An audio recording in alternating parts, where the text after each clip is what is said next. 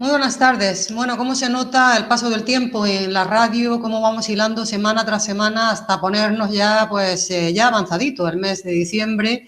Lo notamos perfectamente en este espacio semanal que es Todos los libros, un libro donde Alberto Sansegundo nos viene haciendo pues unas estupendas reseñas literarias de obras que en la mayoría de los casos no conocíamos y que aprovechamos la ocasión para conocerlas. Son obras realmente muy interesantes. Alberto, muy buenas tardes. ¿Qué tal? Buenas tardes. No, Bueno, me ¿qué quedo tal estás? contigo ¿Qué tal estás? Lo primero de todo. muy bien, ahora sensible ante esta introducción tuya de cómo se nota el paso del tiempo en la radio. Ojalá solo fuera en la radio. El paso del tiempo, desgraciadamente, lo notamos en todas partes. Y efectivamente, bueno, sí, presento libros que, no con la pretensión de que sean libros desconocidos, pero bueno, son libros que a mí me gustan. Yo creo que en el caso de hoy es todo menos desconocido, el personaje central que va a ocupar nuestro tiempo, pero la finalidad sí, son libros que me interesan, que me han gustado, incluso que me han entusiasmado en la mayor parte de los casos, y que, bueno, tengo la pretensión quizá un poco absurda de que aquello que a mí me entusiasma puede entusiasmar a más gente, y esa es la razón última del programa, en definitiva. Yo creo que de lo que nos vas a hablar hoy, del personaje que nos vas a hablar hoy, sí que le apasiona a muchísima gente. Bueno, solamente hay que ver cómo ha resistido el paso del tiempo. Nos trasladas además a un país que muchos admiramos, hasta la profunda Inglaterra, Gran Bretaña. ¿De qué nos vas a hablar? Vamos a hablar de Sherlock Holmes, ese es el personaje. Y vamos a hablar, bueno, hay varias razones de oportunidad. La principal está un poco diferida en el tiempo, diríamos, porque el 7 de julio pasado, en plena pandemia, en pleno confinamiento, yo tenía pensado presentar la reseña que vamos a presentar ahora, porque el 7 de julio se cumplieron los 90 años de la muerte de Arthur Conan Doyle, que es el creador, el genial creador de ese personaje también genial, ¿no? Sherlock Holmes. Por circunstancias evidentes, no estuvimos, como saben nuestros oyentes los más asiduos seguidores del programa, no estuvimos emitiendo durante esos últimos meses del curso pasado y pospuse la reseña a la ocasión, bueno, más adecuada, más oportuna. Se me terminaba el año y no había logrado encontrar encaje para este comentario del libro que voy a presentar sobre Sherlock Holmes, y no quiero que se termine el año del aniversario de los 90 años de la muerte de su autor sin que hablemos de él. Y por lo tanto, ya casi con el trimestre, como decías, terminado, ya casi con el año terminado, quiero aprovechar ahora para encajar la efeméride, ¿no? Luego hay otra razón de oportunidad, esta sí, más directa, que es la que enlaza con lo que venimos comentando las últimas semanas, ¿no? La presencia de las Navidades, la presencia de las vacaciones, del tiempo de ocio, de por lo tanto jornadas más largas dedicadas, o que pueden ser dedicadas, en mi caso sin duda, a la lectura, con más holgura, sin la exigencia de las obligaciones laborales. Y bueno, un libro como el de hoy, que ya anticipo, tiene más de 1.600 páginas, pues es una recomendación, yo creo. Es un tocho. Sí, es una recomendación muy oportuna para no ya las Navidades. Es un libro que si a nuestros oyentes les seduce la idea de acercarse a él, los va a tener entretenidos durante no solamente las Navidades, sino también la Semana Santa, incluso el verano. Y el resto, yo diría, de su vida, ¿no? Porque es un libro que se puede leer en cualquier momento. Tú hablabas en la presentación de que ha resistido el paso del tiempo. Yo me atrevería a decir que más que ha resistido. Es un libro, es un personaje...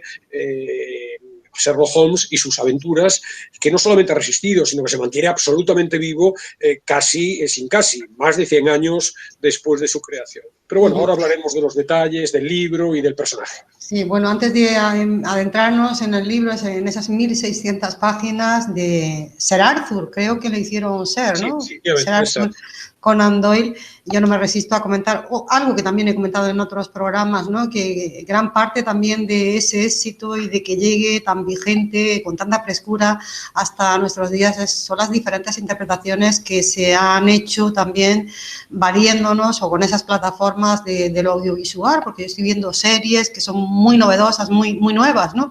Que precisamente tratan la figura con diversos episodios, porque claro, es que las novelas tienen de todo, ¿no? O sea, un tipo muy interesante como es Sherlock Holmes, el compañerismo, la amistad de Watson y el misterio, ¿no? El suspense, que yo creo que eso nos llama la atención a muchísimas personas.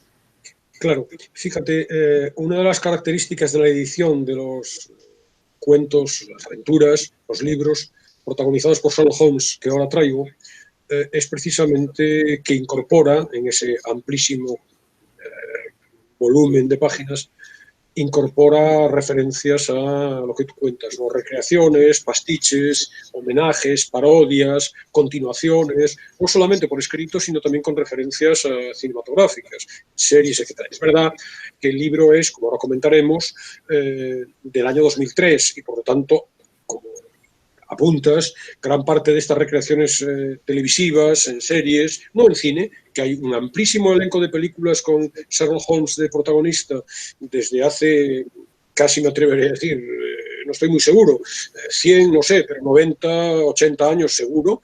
En cambio, en el ámbito de las series hay bastantes muy recientes que obviamente no están recogidas en el estupendo análisis que se incorpora al libro, ¿no? Pero efectivamente, un clásico es un clásico porque se abre a... Es válido para muchas generaciones, sigue diciendo cosas a personas de tiempos muy diferentes y además se abre a interpretaciones y a recreaciones desde géneros, desde perspectivas, desde enfoques, desde artes, incluso muy distintas a aquella originaria de la que partió, ¿no? Y efectivamente es un clásico, Sherlock Holmes. Bueno, ya nos has avanzado que estamos ante una magnífica obra, Alberto, porque dices que incorpora también análisis. Quiero decir que esto es más que la obra de Arthur Conan Doyle. Vamos a hablar ya de ese libro, de esa edición de 2003, me comentas. Vamos con el libro. El libro recoge toda la obra completa de Holmes, de Sherlock Holmes, protagonizada por el detective, singular detective. Es lo que los expertos llaman sacred writers, los escritos sagrados de Doyle, cuentos, novelas completos en los que aparece Sherlock Holmes. En total son 9 libros, como digo, son 1.661 páginas, incluyendo en la edición, claro, muchos análisis, ahora hablaremos. Se publicó en el año 2003 en la Biblioteca Áurea de la editorial Cátedra, una editorial académica. Voy a mostrar el libro, lo voy a mostrar frente inicialmente, pero también quiero mostrar cómo el volumen es muy amplio, el papel es, no digo papel Biblia, pero casi papel Biblia, y aún así, como se puede ver, la edición es muy voluminosa, ¿no? Todo Sherlock Holmes es el subtítulo de la obra. Hay que citar, obviamente, a Jesús Urcelay, que es el editor, es el que presenta el extraordinario aparato crítico que luego comentaré. Y en el libro están las 60 aventuras de Sherlock Holmes, todas las que escribió, como digo, Conan Doyle. Están, y voy a enumerarlos, algunos de los títulos ya son muy significativos. ¿Quién no conoce, quién no ha leído, incluso de pequeño? Todos, yo en particular, aquellas ediciones específicas para niños, más resumidas o ilustradas, hay infinidad de ediciones, como puedes imaginar, no ya desde entonces, sino en los últimos 10, 15 años, en España hay infinidad de ediciones de todo tipo. Pues los nombres, los títulos ya les sonarán a muchos de los oyentes. Está Estudio en Escarlata, que es la novela de 1887, El signo de los cuatro, que también es la segunda novela, de 3 años después, y luego hay colecciones de relatos, Las aventuras de Sherlock Holmes, que es de 1892, Las memorias de Sherlock Holmes, del 94, otra novela, la clásica, la gran novela de Conan Doyle, que es El sabueso de los Baskerville, del año 1902, otra compilación de cuentos, El regreso de Sherlock Holmes, de 1905, El valle del terror, otra novela estupenda, con Moriarty, el profesor Moriarty, como la aparición, digamos, inicial, mera mención, pero interesante, a ese alter ego de Sherlock Holmes. El valle del terror es novela, como digo, y la cuarta y última se publica una década más tarde. Y luego tenemos 2 repertorios de relatos finales, El último saludo de Sherlock Holmes, del 17, y El archivo de Sherlock Holmes, de 1927. Cada uno de estos libros, lo menciona obviamente el editor, tienen traducciones diferentes. Está Julio Gómez de la Serna, hermano de Ramón Gómez de la Serna, para Estudio en Escarlata. Muchas de estas traducciones, obviamente, tienen muchos años a sus espaldas y la edición las mantiene. Y luego hay, bueno, Ramiro Sánchez, María Engracia Pujals y Juan Manuel Ibeas, que es el traductor de la mayor parte de los títulos que aparecen en la edición. El libro tiene, como digo, un interesantísimo aparato teórico. Yo diría que hay unas 1500 páginas de Sherlock Holmes en sí mismo, las novelas, los cuentos originales. Luego hay un centenar de añadidos muy, muy interesantes de un entusiasta que transmite además ese entusiasmo, Urcelay, como digo, Jesús Urcelay. Solamente se le puede poner un pero al libro, y un pero muy menor, que es que pesa muchísimo. Y obviamente uno lo lee, pues va cargando con él.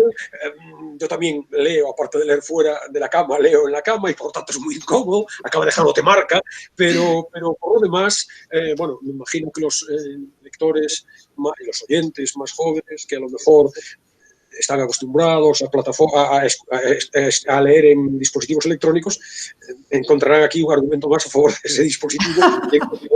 Sin embargo, bueno, la edición es muy bonita, incluso desde el punto de vista formal, poniéndole la objeción del peso, pero formalmente es muy agradable.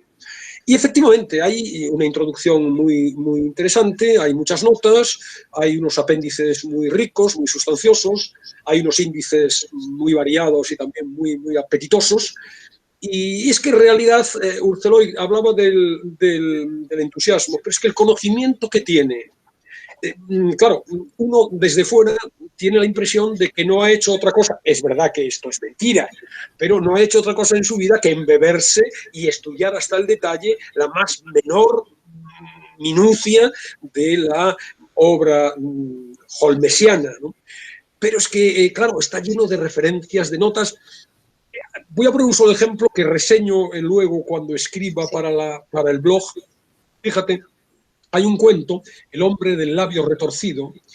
Urceloy se permite, y lo digo con todo el aprecio, obviamente, ¿no?, rectificar los recuerdos de Watson, porque Watson en ese relato habla de su esposa, Mary Morstan, que era su segunda mujer.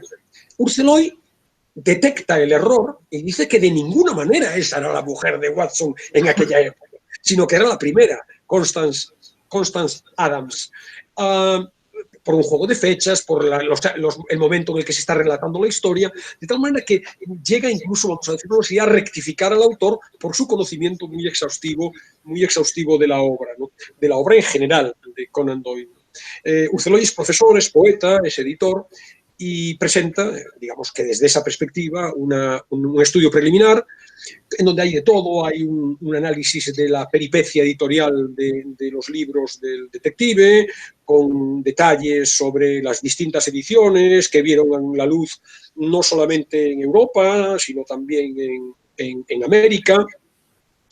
Hay una presentación formal de cómo va a ser la estructura del libro, y esto es interesante porque se aleja de lo canónico que suele presentar los libros, estas antologías o estas compilaciones, los libros en el orden cronológico de su aparición editorial. Y sin embargo, Urceloy sigue un orden cronológico, pero no es el de la aparición editorial, es el orden cronológico del propio Sherlock Holmes, de su vida. De manera que altera el orden de presentación, de publicación de los libros, y nos encontramos de entrada con la primera aventura de un joven estudiante de Oxford, que es lo que en ese momento era Sherlock Holmes, casos luego seguidos de casos resueltos en la juventud, luego ya lo vemos como un investigador consolidado en Londres, con el famoso 221B de Baker Street, y luego ya lo vemos en su madurez, en su jubilación e incluso con el mismo entusiasmo, pero con una cierta perplejidad que también nos acompaña en todas las obras, hablaremos de esa perplejidad luego, al final, cuando ya es literalmente un ocioso adulto dedicado a la cría de abejas en Sussex. También lo vamos... Entonces, ese es el hilo conductor. Fíjate que es muy curioso porque Urceloy hace un resumen. 41 años en total, la vida de Holmes en la literatura. No estoy muy seguro de si hay vida de Holmes fuera de la literatura, no me extrañaría. Y dice Urceloy, 41 años, 7 como amateur, 23 como profesional y 11 como emérito. De manera que ese es un primer frente, el estudio preliminar. Luego hay una reflexión sobre la identidad del narrador de los cuentos, porque es muy interesante, ¿no? Cambia el narrador. Fundamentalmente es Watson, en 56 de los casos. Pero el propio Holmes narra es la voz que narra dos de ellos. Y hay otros dos en los que los expertos discuten quién puede haber sido el autor. Se habla de Mycroft Holmes, que es un hermano de Sherlock Holmes, que tiene una cierta presencia muy lateral en algunos cuentos. También se analiza en esa introducción, en ese estudio, los libros en los que se basa la edición que nos presentan. Y como decía hace un rato, se incluyen también pues, menciones a recreaciones, a desarrollos, a citas, a parodias del personaje en otros libros, ¿no? Hay también mención a otros libros sobre el autor, sobre la obra. Hay una mención a un libro de Javier Marías, en donde Urceloy le lanza una andanada a Javier Marías, no especialmente benévola. Están las biografías por supuesto, de Sherlock Holmes y de sus personajes, de Watson, por supuesto. Está también este hermano, Mycroft Holmes. Está, claro, Moriarty, el gran enemigo, el Napoleón del mal, como le llama Holmes en uno de sus cuentos, en la aparición inicial de Moriarty. No aparecen tantos cuentos, aparecen 3 o 4 solamente, en 3 o 4 aventuras. Se le cita en varias. Se le describe por primera vez en El Valle del Terror, que es un cuento, una novela corta, espléndida. Y luego tienen quizá los más quizá seguidores, o al menos quizá casi yo diría cultura general en relación al personaje de Sherlock Holmes. Casi todo el mundo conocedor de este universo holmesiano sabe que Moriarty y Holmes mueren en una aventura, en el problema final, ¿no? el cuento. Mueren, se despeñan al vacío en Suiza, en unas cataratas, hay una pelea, y bueno, no desvelo nada, porque insisto, yo creo que eso pertenece al acervo cultural ya prácticamente de nuestro mundo y está asociada a la historia del personaje. El arraigo que tenía Sherlock Holmes entre el público, y también ha de decirse, ¿no?, las propias necesidades económicas de Conan Doyle, porque era un recurso financiero la publicación de estos libros extraordinario, por su extraordinaria también difusión, hicieron que Doyle se viera obligado a resucitar a Sherlock Holmes, que mueren los dos cayendo en esa aventura, en el problema final, cayendo los dos a la cascada. Pero luego en una novela que parece que se llama La casa vacía, aparecerá, una novela no, perdón, en un cuento, es un cuento breve, La casa vacía, la aventura de la casa vacía, reaparecerá Holmes disfrazado, una de las características de Holmes. Luego hablaremos de su inteligencia, de su grado de penetración psicológico, de su científico método de investigación, pero también es un artista del disfraz, ¿no? Y en esta reaparición se le presenta a Watson disfrazado, un viejo de pelo blanco, encorvado, que asiste al escenario, se presenta en el escenario de un crimen, y ahí se le descubre, para la gran sorpresa de Watson, que lo hacía muerto desde hacía ya 3 años, ¿no? Aparece también, muchos otros personajes se presentan en el estudio inicial, otros personajes, y fundamentalmente, y aquí me quiero detener, Irene Adler. Irene Adler es la mujer. Es el gran amor, quizá, del investigador. Sherlock Holmes es un misógino. Es muy misógino, Sherlock Holmes. Muy misógino. Y parte de la ambivalencia, de la atracción de Holmes se explica, luego hablaremos si tenemos tiempo, en ese dualismo. Es un personaje entrañable desde cierto punto de vista, entrañable también en el ámbito sentimental, muy valioso intelectualmente, admirable desde el punto de vista intelectual, pero incluso entrañable desde el punto de vista sentimental, a pesar de que en ambos frentes, el intelectual y el sentimental, nos puede parecer despreciable intelectualmente, porque es fatuo y petulante y muy soberbio, mira a todo el mundo con una cierta displicencia, y emocionalmente, porque es un ser muy frío, muy gélido, no deja que a la sombra de un sentimiento, de una emoción, turbe la implacable máquina de su cerebro, pero es sensible, y lo vemos sensible en determinados momentos, ¿no? Irene Adler es, diríamos, el gran amor de Holmes. Aparece sobre todo una historia en donde, bueno, lo más relevante, y quizá eso desencadene ese amor no expresado nunca de Holmes, es batido Holmes, su inteligencia, es batida por la superior inteligencia de Irene Adler. Es de los pocos enemigos de Adler, de Holmes, que logra superarle, que él no es capaz de adelantarse a sus planes, ¿no?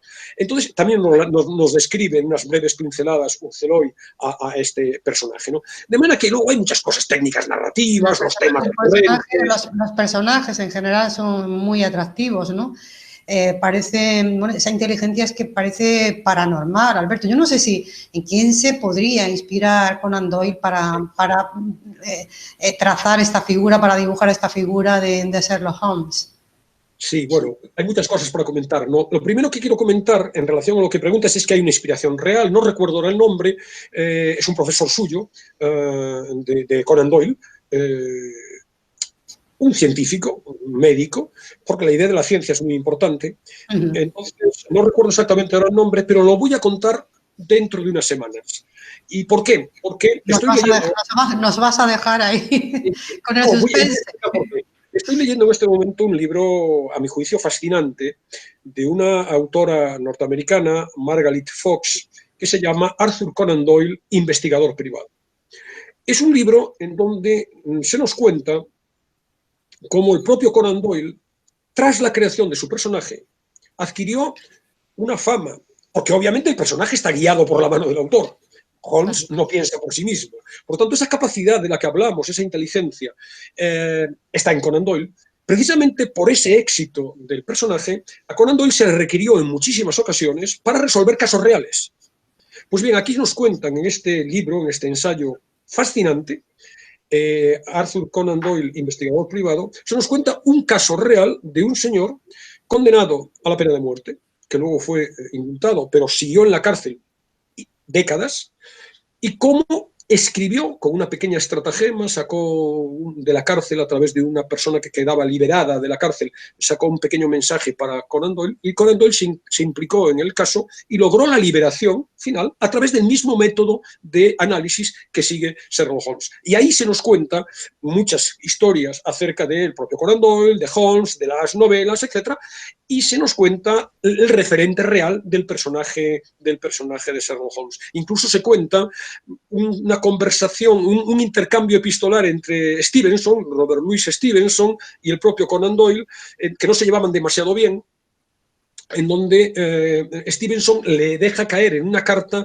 la referencia, no será fulanito, Sherlock Holmes, y este fulanito, creo recordar, me viene a la cabeza ahora el nombre de Bell, un profesor que tuvo Conan Doyle. Pero insisto, no quiero entrar demasiado en este asunto porque por razones de oportunidad también no voy a poder presentarlo hasta, yo diría, el mes de febrero, este libro, pero que tengan nuestros oyentes la idea clara de que resolveremos este pequeño enigma y hablaremos de este libro magnífico dentro de un par de meses. Bueno, desde luego una inteligencia fascinante, ¿no? Ves tú que llega Sherlock Holmes a un sitio cualquiera y de pronto te saca 40 deducciones de lo que ha podido pasar allí en los últimos 5 minutos, ¿no? Por una serie de detalles que nadie percibe, o sea, nadie que no sea muy inteligente percibe. Vamos a hablar, si te parece, Alberto, de ese método científico. En definitiva, sería un método científico lo que dice, lo que sigue Sherlock Holmes, que nos puede parecer de magia, ¿no? A las personas, pues eso, profanas, nos puede parecer mágico, ¿no? Que esta persona con 4 detalles pueda llegar a deducir,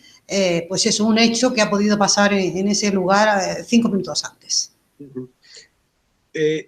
El encanto, la capacidad de seducción que ha tenido y que sigue teniendo Sherlock Holmes, a mi juicio, se debe fundamentalmente a 2 cuestiones. Su personalidad y su capacidad, su inteligencia, su método deductivo, su forma de investigar.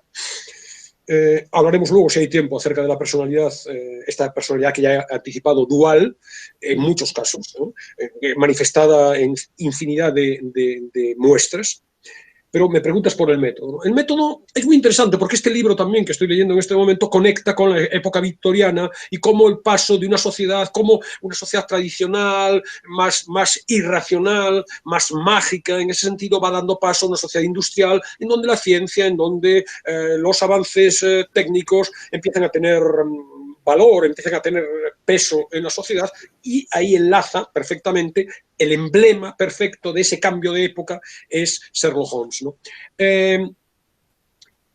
La portentosa inteligencia de Holmes la nota el lector leyendo las tramas y, como acabas de plantear, deslumbrándose por esa cantidad mágica, realmente parece mágica, magia. ¿Cómo es posible que este señor sea capaz de deducir tantas cosas a partir de 4 pistas muy menores que nos han pasado desapercibidas a los demás? Por lo tanto, los propios relatos nos hacen, hablaba de perplejidad, de sorpresa, ¿no? Vivir al lector en una sorpresa permanente. Pero al margen de que nosotros podamos deducir cómo funciona su mente privilegiada leyendo las historias por la propia trama y por la propia capacidad, la sagacidad del detective, es que el propio Sherlock Holmes introduce, o Watson, o en definitiva Conan Doyle, introduce en algunas historias incisos en donde reflexiona sobre el método que sigue. En particular, en Estudio en Escarlata, en esa novela hay muchas cosas podríamos llamar, metaficción. Se nos está contando, hay un capítulo, el segundo capítulo de la primera parte de Estudio en Escarlata se llama La ciencia de la deducción. Es el título del capítulo. Y ahí hay un resumen paradigmático del método de investigación de Holmes. Estudio en Escarlata, por cierto, aparece como primera entrega del libro, no es la primera aventura de Sherlock Holmes, no es tampoco el debut profesional del detective, simplemente el editor ha preferido que fuera la aventura que inaugura el libro, porque es también la primera colaboración entre Sherlock Holmes y el Dr. Watson, y por eso, de esa manera, entramos, y además una forma estupenda de entrar, porque tenemos la propia aventura, la propia historia, lo que hablabas antes de el enigma, el misterio, pero a la vez una reflexión acerca de ese método. Entonces, por resumir, en algunas ideas clave, razonar hacia atrás es una de las claves. Se queja, se mete con Watson, el pobre Watson sufre, no expresamente, porque no hay una voluntad explícita por parte de Holmes de humillar al doctor Watson, pero indirectamente lo pone en evidencia cada 5 minutos, ¿no? Entonces, le dice a Watson que la mayor parte de los mortales tenemos una cierta capacidad para razonar hacia adelante, es decir, a partir de unos hechos que conocemos, podemos intuir o podemos deducir sus consecuencias. Distintas consecuencias, algunas serán realizables, otras no, pero somos capaces de proyectar hacia el futuro. Lo sorprendente, y lo que constituye el modo de proceder marca de la casa de Holmes, es ser capaz de razonar hacia atrás. Es decir, a partir de un hecho, ser capaz de ver todas sus causas. Y eso, claro, si el hecho es, encontramos a la puerta de nuestra casa un piano destrozado, es relativamente fácil pensar que probablemente ha caído de un piso de arriba. Pero cuando la pista que tenemos delante es inexistente, casi inapreciable, o en cualquier caso muy ligera, sacar de ahí conclusiones del calibre de las que saca, conclusiones no sería la palabra adecuada, porque conclusiones presupondría hacia adelante, es decir, retrotraerse a un origen. Pero fíjate que es muy interesante esto de retrotraerse hacia el origen, ¿no? ¿Qué es lo que hace la ciencia? ¿Qué es lo que hace la medicina, en definitiva? Eso, y bueno, ¿qué hacen además la policía, Alberto, o los detectives privados? Claro. ¿Qué hacen sino eso, no? Intentar saber qué ocurrió en un pasado. ¿Qué hace un juez cuando dicta sentencia?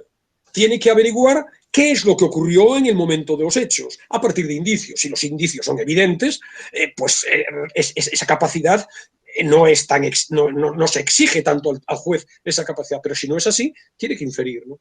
Entonces, razonar hacia atrás. Esto es una idea fundamental. Luego otra, que está muy conectada, es la importancia de la concentración y de la observación, por lo tanto.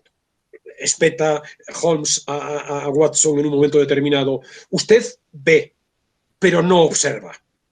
Claro, la capacidad de observación de Holmes es que es impresionante, porque, por ejemplo, hay muchos de los hallazgos que aparecen en las novelas de Holmes que luego, como apuntas, han sido utilizados por la policía.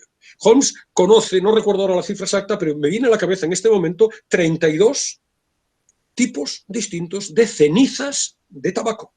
De tal manera que, conociéndolas, es capaz de discernir si este señor fumó un puro, hace cuánto lo fumó, en qué condiciones, etc. esa capacidad de observar lo que los demás solamente vemos, sin más, es muy interesante, ¿no? Y además eso también sirve como metáfora, a mi juicio, de la literatura. Porque la literatura, ¿cuál es la mirada de un escritor? Nada más que la profundidad en determinados hechos que para el resto de los mortales nos resultan desapercibidos. Pasamos casi todos, yo el primero, pasamos por la vida sin apreciar los detalles. No nos damos cuenta, incluso los detalles más inmediatos. Te dicen que en el ámbito de tu trabajo, donde vas a trabajar todos los días, describas de repente una pared por la que pasas todos los días y cómo es la decoración, y muy probablemente no te acuerdas, no has apreciado un pequeño detalle, ¿no? La literatura precisamente es esto. Alguien profundiza en una vida humana y a partir de hechos consabidos es capaz de, bueno, sacar conclusiones que nos ilustran a los demás de cosas que nos están pasando en nuestras propias vidas. De manera que ese valor metafórico de Holmes es muy interesante. La ciencia no es otra cosa que eso, es observar que unas plaquitas de cristal en donde habías dejado no sé qué, ahora hay un hongo y ese hongo puede servir, esa idea, la medicina, la literatura, es muy interesante. Pero bueno, volviendo al método, observar, capacidad de concentración. Luego, otro aspecto muy clave, a mi juicio, es la absoluta objetividad de un cerebro gélido. Es decir, no hay emoción, como decíamos hace un rato. No hay emoción, lo cual, desde el punto de vista de la vida humana, lo hace distante, lo hace, en algún caso incluso, detestable, pero no hay, y esto es más interesante, a mi juicio, no hay ideas preconcebidas, no hay prejuicios. De manera que su mente es pura, por decirlo así. No se deja guiar por los prejuicios, por el precondicionamiento. Nosotros vemos a una determinada persona, ya no hablo de prejuicios discriminatorios, vemos a alguien que pertenece a una clase, a una raza, etcétera, y a lo mejor sacamos nuestras conclusiones antes de tiempo, ¿no? Sino todo tipo de prejuicios. Su mente es, diríamos, pura. Hay un verso que yo repito mucho, me gusta mucho, de Eliot, de T.S. Eliot, el poeta: jamás la sombra de una idea enturbió la perfección de su mente. En el caso de Holmes, jamás la sombra de una emoción, de una idea preconcebida, enturbió la frialdad, la pureza de una mente, por tanto, muy capaz de ver pequeños detalles y sacar de ahí conclusiones. Los detalles triviales. Le dice en un momento también a Watson, por supuesto, no me acuerdo a propósito de qué pista, se trata solo de un detalle trivial, pero no hay nada tan importante como los detalles triviales. Entonces, esta idea de no jerarquizar. Nosotros jerarquizamos, despreciamos los detalles triviales, no lo vemos. Dentro de unos meses, muchos meses más, yo diré marzo, abril o mayo, no recuerdo en este momento, voy a presentar un libro muy interesante sobre la flora que aparece en los cuadros del Museo del Prado. En algunos cuadros del Museo del Prado. En la mayor parte de los casos, nosotros conocemos esos cuadros y ni siquiera nos hemos fijado que hay una florecita en una esquina. Bueno, esta idea de la capacidad de observar me parece muy interesante y describe a Sherlock Holmes, ¿no? Hay un texto que voy a dejar para la lectura final, precisamente en Estudio en Escarlata, que da las claves de este modo de razonar portentoso de Sherlock Holmes. En esa novela, Watson está leyendo una noticia de prensa, un artículo de un periódico, y se le ocurre comentárselo a su compañero de fatigas. ¡Qué indecible charlatanería!, dice, ¿no? Exclama Watson al leer ese artículo. En mi vida he leído tanta tontería, ¿no? Al final resulta que el texto lo ha escrito Sherlock Holmes y esa tanta tontería, esa charlatanería es una descripción perfecta del método, iba a decir deductivo, pero no es. En el libro que estoy leyendo de Margaret Fox se hace una diferencia entre el método inductivo, el método deductivo y el método abductivo. El método abductivo es la expresión acuñada por la autora para referirse a este pensar hacia atrás de Sherlock Holmes. Bueno, ¿a cuánta literatura, Alberto, perdona, ha dado pie también, ¿no? La figura de Sherlock Holmes. También quería hacer ese inciso. ¿Y cuántas vocaciones se han despertado también? Porque ¿qué niño o qué niña no ha querido ser detective privado cuando leía a Sherlock Holmes? Yo creo que también se han despertado muchas vocaciones gracias a esta figura. Sí, fíjate que sí, esa idea de acertar siempre, ¿no? Para un niño quizá esa idea del descubrimiento de la magia, de repente no hay nada y este señor construye, hay episodios, claro, no tenemos tiempo, ¿no?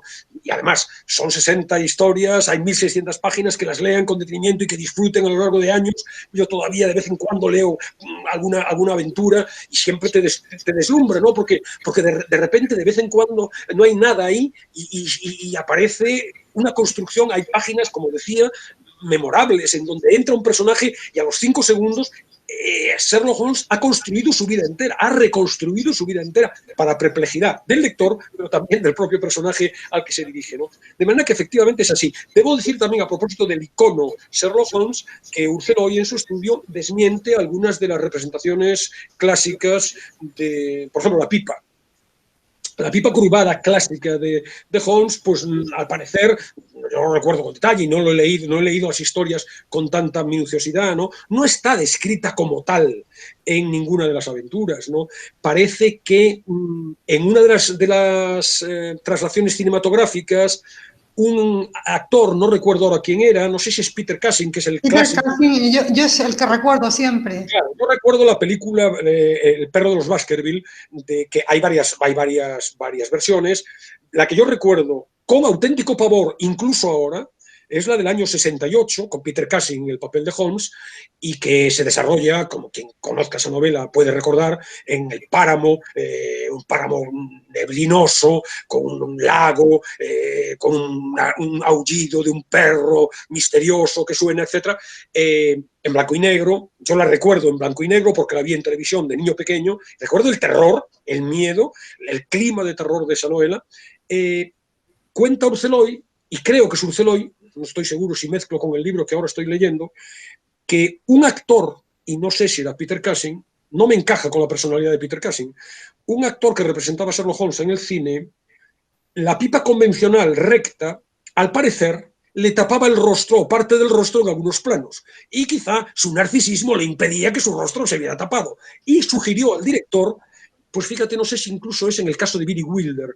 Billy Wilder dirigió La vida privada de Sherlock Holmes, en donde aparecen las mujeres de Sherlock Holmes, una recreación estupenda, muy interesante. Me parece que es ahí en donde el actor pide una pipa curvada para que de esa manera en los planos salga su cara entera, ¿no?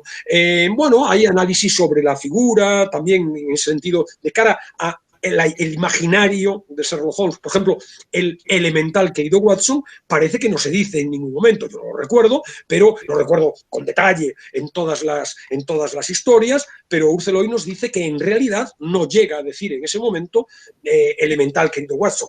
Hay alguna frase relativamente similar, pero no estrictamente esa, ¿no? Hay muchas curiosidades, por ejemplo, otra cosa interesante, y ya me aparto de lo que me decías de la fascinación para los niños, pero otra que no quiero dejar de contar esto también porque es curioso, ¿no?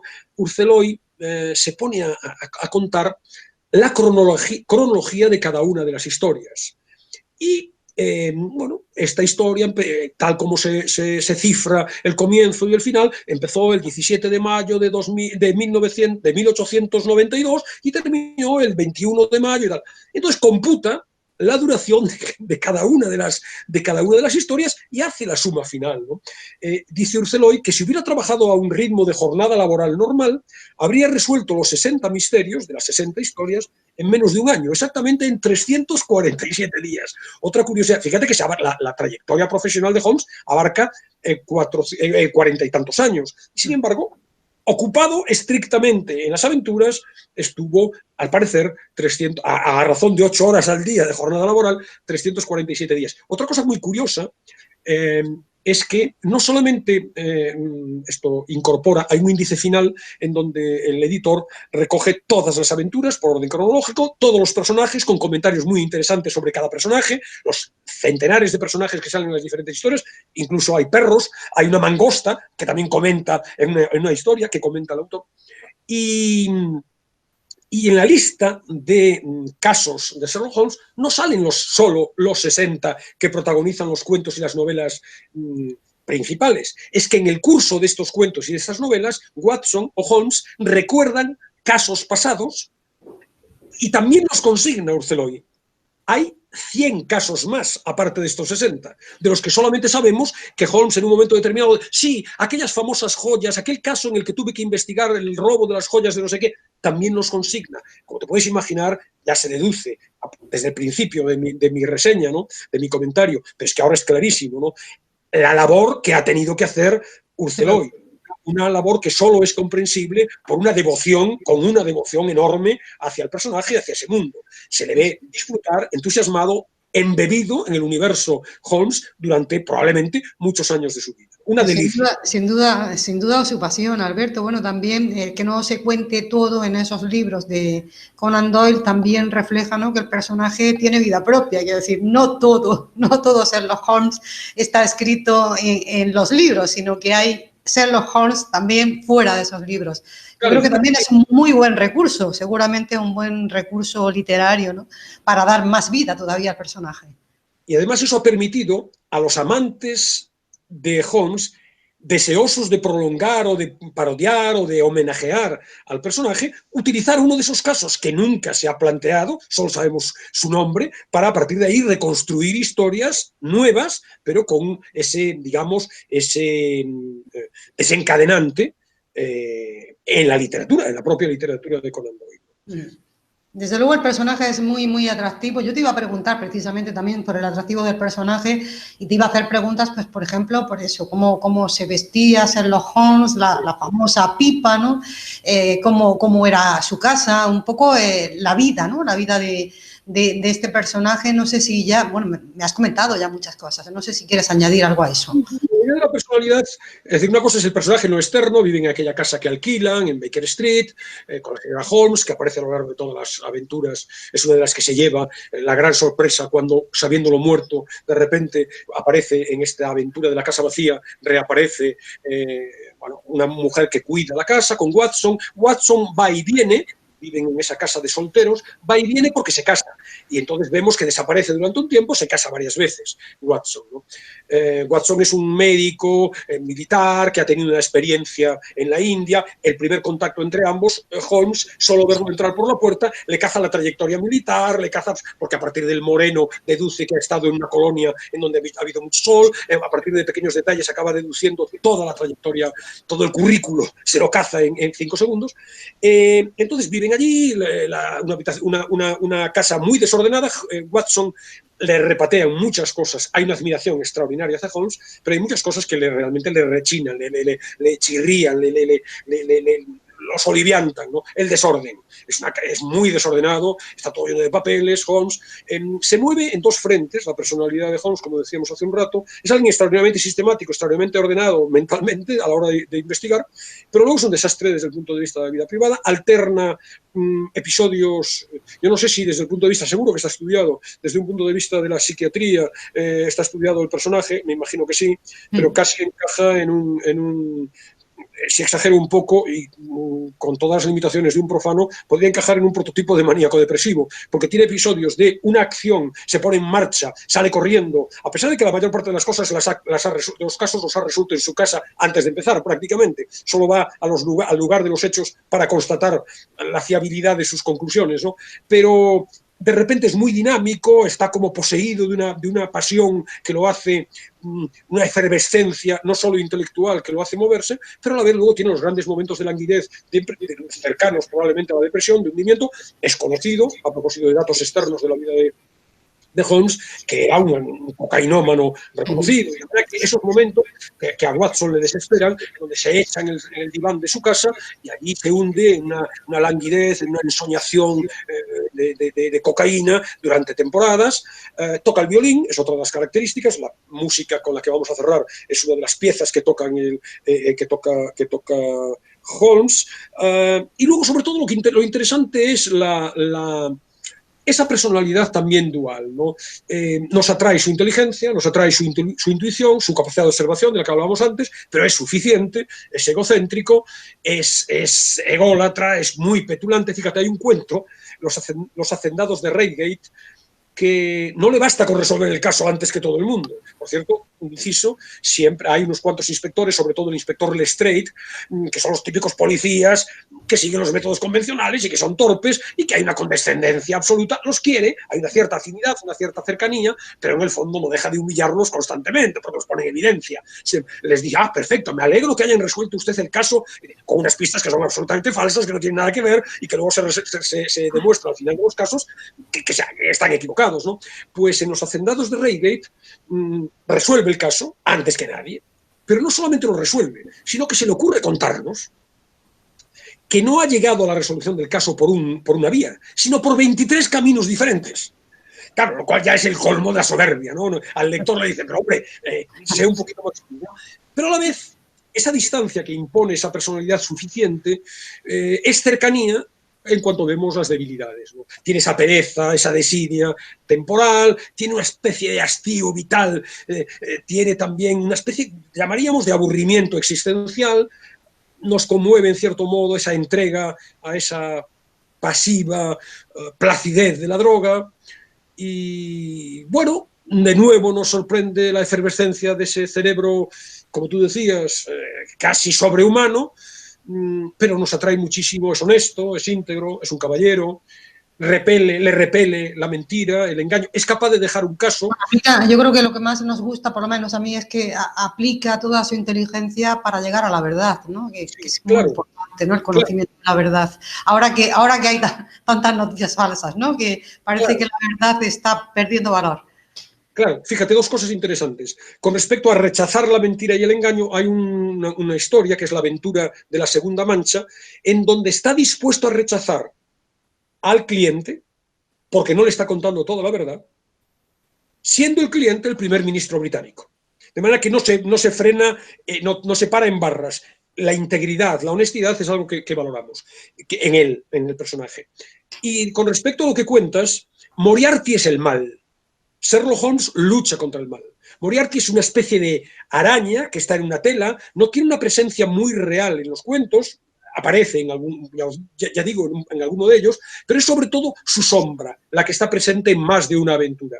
Como alguien que está metido en el centro de la araña, el mal absoluto, y desde ahí dirige un ejército de estafadores, de criminales, de pequeños mafiosos, que se mueven con la intención de, diríamos, instaurar el mal en el mundo. Frente al mal, lucha Holmes con ese método científico, ¿no? Watson, como el lector, sufre esa ambivalencia de sentimientos frente a su compañero. Lo admira, lo idolatra en infinidad de casos, pero a la vez nos hace notar sus carencias. Por ejemplo, hay un episodio muy interesante con las carencias intelectuales. Hace un elenco Watson de lo que no sabe. Le sorprende de entrada que cosas elementales las desconozca, ¿no? No sabe quién es Galileo. ¿Cómo es posible, dice Watson, que no sepa quién es Galileo, ¿no? Las deficiencias, dice literalmente Watson, me resultó tan extraordinario el que en nuestro siglo XIX hubiese una persona civilizada que ignorase que la Tierra gira alrededor del Sol, que me costó trabajo darlo por bueno. Y hace un elenco y dice de carencias. Bueno, literatura, de Sherlock Holmes, literatura, cero. Filosofía, cero. Astronomía, cero. Entonces, tiene un montón de conocimientos inútiles, pero que luego le resultan interesantes para su investigación, ¿no? Entonces, esa ambivalencia de atracción fatal, podríamos decir, pero a la vez distancia, existe también en el personaje de Watson. En definitiva, un hombre de acción, y yo creo que también anticipo de los héroes más contemporáneos que hemos conocido después. Yo creo que el padre de todos ellos, sin duda, es Sherlock Holmes. Alberto, vamos muy mal de tiempo y no sé si te apetece ya que quedarnos con la canción, ¿no? Porque, bueno, sabemos que Holmes tocaba el violín y que precisamente la canción hoy la enfocas o la encauzas precisamente hacia uno de esos temas que interpretaba Holmes con su violín. Sí, bueno, de nuevo, simplemente no sé, podríamos estar hablando horas del personaje, que digo a nuestros oyentes, a los lectores, que se metan en todo Sherlock Holmes, una edición ejemplar de cátedra, y van a tener motivos de reflexión, pero también motivos de gozo durante meses. Efectivamente, toca el violín, va en muchas aventuras, acude con Watson o sin él, conciertos. En un momento determinado en el cuento La piedra de Mazarino, el detective le dice a uno de sus clientes: mire, conde Silvius, soy un hombre muy ocupado y no puedo perder el tiempo. Voy a parafrasear. Resuelva usted por su cuenta, voy a entrar en ese dormitorio yo, váyase usted a la habitación de al lado, piense lo que quiera y luego dentro de un rato vuelvo. Dice: yo estaré tocando la barcarola de Hoffmann con el violín. Dentro de 5 minutos volveré a escuchar su respuesta definitiva. Y se va a interpretar la barcarola de Hoffmann. Barcarolle, conocida también como Belle Nuit o Nuit d'amour, está extraída de la última ópera de Jacques Offenbach, Los cuentos de Hoffmann, es la que va a cerrar el programa. La versión que traigo, no se cita una versión, evidentemente, la versión de la novela, del cuento, es la versión de Holmes, y a esa no he podido acceder. Entonces, es una versión con Brendan Joyce al violín y Jennifer Wakeling al piano. Pues una elección también estupenda, Alberto, que nos gustará muchísimo escuchar, pero será después de escuchar un fragmento también de esta obra que nos presentas hoy, todo Sherlock Holmes, Arthur Conan Doyle. Sí, un texto de Estudio en Escarlata, en donde, como decía hace un rato, se concentra, en cierto modo, la esencia del método investigador del detective. Bueno, pues te escuchamos muy atentamente. Adelante. Quien se guiase por la lógica podría inferir de una gota de agua la posibilidad de la existencia de un océano Atlántico o de un Niágara sin necesidad de haberlos visto u oído hablar de ellos. Toda la vida es, asimismo, una cadena cuya naturaleza conoceremos siempre que nos muestre uno solo de sus eslabones. La ciencia de la educación y del análisis, al igual que todas las artes, puede adquirirse únicamente por medio del estudio prolongado y paciente, y la vida no dura lo bastante para que ningún mortal llegue a la suma perfección posible en esa ciencia. Antes de lanzarse a ciertos aspectos morales y mentales de esta materia que representan las mayores dificultades, debe el investigador empezar por dominar problemas más elementales. Empiece, siempre que es presentado a otro ser mortal, por aprender a leer de una sola ojeada cuál es el oficio o profesión a que pertenece. Aunque este ejercicio pueda parecer pueril, lo cierto es que aguza las facultades de observación y enseña en qué cosas hay que fijarse y qué es lo que hay que buscar. La profesión de una persona puede revelársenos con claridad ya por las uñas de los dedos de sus manos, ya por la manga de su chaqueta, ya por su calzado, ya por las rodilleras de sus pantalones, ya por las callosidades de sus dedos índice y pulgar, ya por su expresión o por los puños de su camisa. Resulta inconcebible que todas esas cosas reunidas no lleguen a mostrarle claro el problema a un observador competente.